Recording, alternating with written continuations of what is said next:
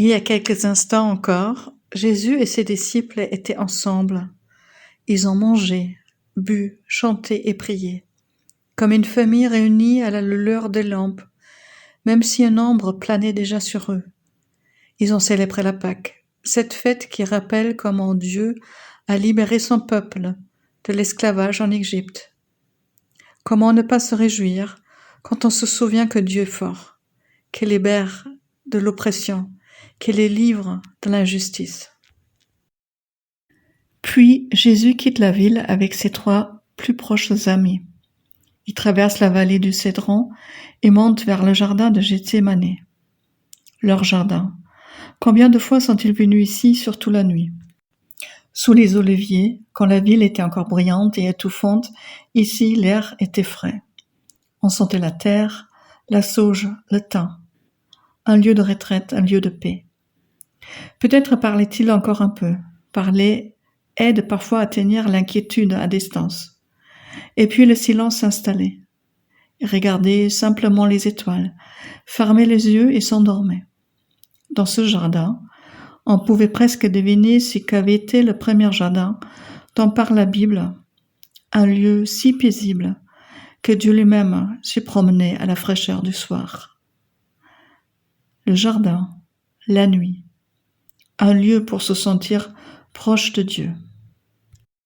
Mais cette fois-ci, tout est différent. Jésus ne trouve pas le repos. Il s'éloigne un peu, il s'agenouille, il s'enfonce ses mains dans la terre. L'Évangile dit, il commença à éprouver de la tristesse et des angoisses, et il est triste à en mourir. Il n'a jamais vécu cela auparavant.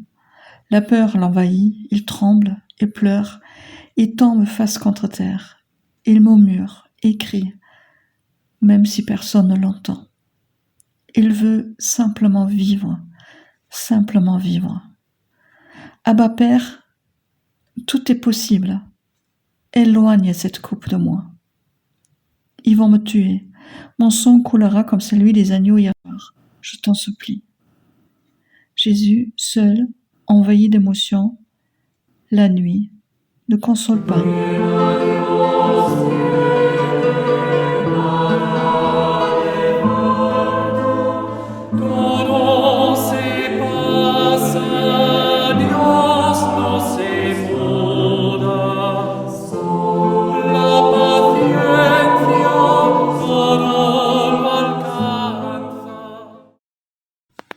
Et les amis de Jésus se sont endormis.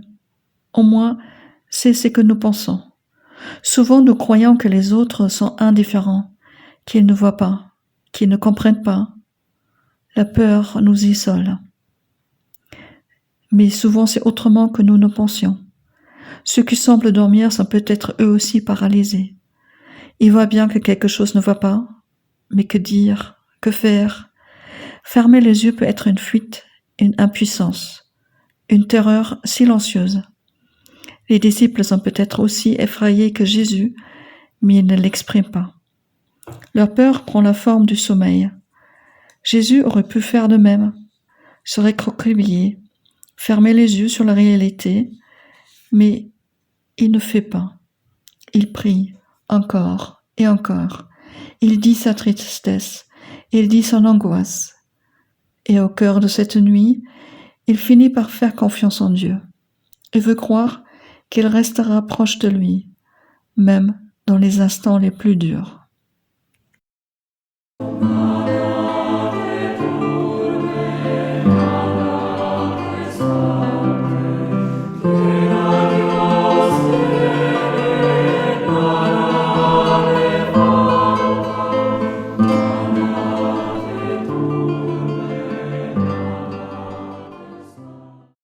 L'histoire ne se termine pas bien, au moins pas tout de suite.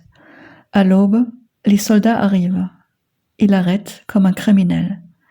Il sera jugé injustement, condamné, exécuté. Sa peur était justifiée, sa tristesse aussi. Mais Dieu ne l'abandonnera pas. Le 3e jour, dans un autre jardin, sous d'autres oliviers, La tombe se révèle vide, la vie surgira. Après la nuit, l'aube. Après la mort, la vie. Rien n'est plus comme avant. La mort n'a plus le dernier mot. L'année prochaine encore, Pâques, ce sera un moment de fête. Et les disciples seront là, éveillés, pour chanter, louer et prier Dieu, car il nous libère de nos raisons d'avoir peur ou d'être tristes. Nous aussi, il reste cette promesse dans nos nuits, dans nos jardins, dans nos angoisses. Dieu est là. Amen.